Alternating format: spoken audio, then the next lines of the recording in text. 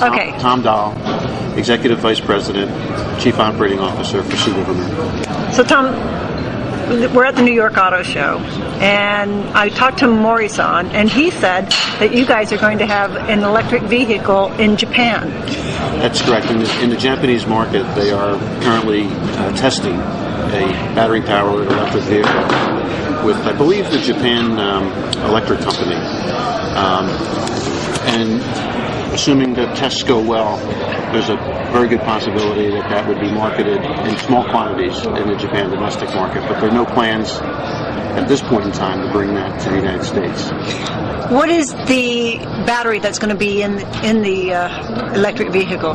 My understanding is it'll be a lithium-ion battery. Yes. The lithium-ion is going to be a battery by NEC? Yes. And you have a driving range on a full charge. What is the driving range on the full charge? Around 60 to 70 miles correct. On a charge. Correct. All right. What do you have in the United States as far as hybrids or electric vehicles? We don't currently have a hybrid or electric vehicle in the United States market. We're still trying to assess where that technology is going and what makes the most sense for Subaru. So you have no electric, no hybrid, you have a lot of all-wheel drive, and yet you guys were the only manufacturer to have a profit last year? Well, I think what happens, Luann, is people understand that Subaru represents true value in the marketplace, and when you look at what our products represent in the marketplace with all-wheel drive, with the tremendous ratings that we get with Consumer Reports, safety ratings from the Insurance Institute for Highway Safety or the government, that these products represent a true value in the marketplace today in an environment where people are looking for value and affordability. Our cars hold their retained value very well. I think we're number 2 in terms of retained value. How much does it play into the fact that even though you don't have an electric vehicle or a hybrid, you're still deemed an environmentally conscious manufacturer? Well, as you know, in our production plants all over the world, both here in the United States at Subaru Indiana Automotive and in Japan, all of our plants produce zero landfill. So we start really from the ground up. All of our vehicles produced create no environmental impact in terms of the production. Also, we have a very high amount of our vehicles that are recyclable after their useful life.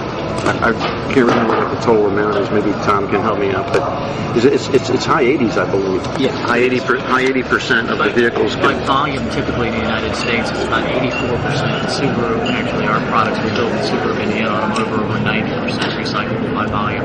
And at the end of life, about 95 to 97% of them end up going through the recycling process. Tom Easterday, your title? I'm Senior Vice President of Subaru of Indiana. And Toyota actually builds some of their Camrys at your Subaru plant. We actually build them for Toyota under a contract with Toyota. Yes, we produced about 90,000 Camrys last year. Tom Dahl mentioned that Subaru of Indiana is a 0% landfill. Yes.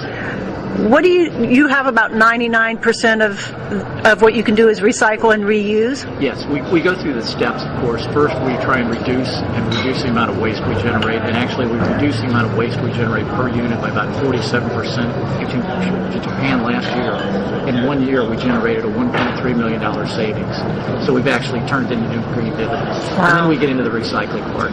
But 99.9% recycling rate right now. What do you do with the 0.1%? The 0.1% actually is hazardous waste, and under the EPA regulations, that has to be incinerated. Right. Now, do you also send some to Covanta?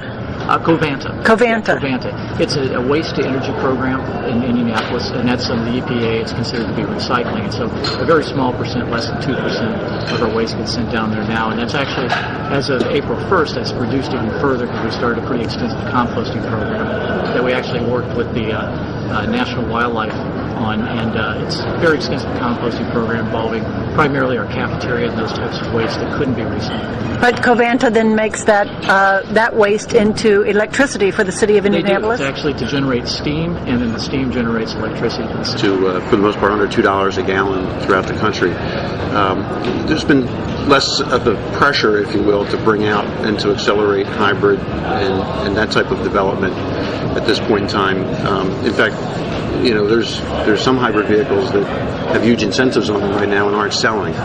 So the fact that we don't have one at this point in time doesn't really hurt us. And the other fact is that we produce a PZEV, a partial zero emission vehicle, which is obviously a very environmentally friendly vehicle. And of course, in states like California and the states that have adopted the California standards, many times, depending on where you may be in the city, the air coming out of that vehicle is cleaner than the air that's going into it. And PZEVs are as clean as hybrids. Yes.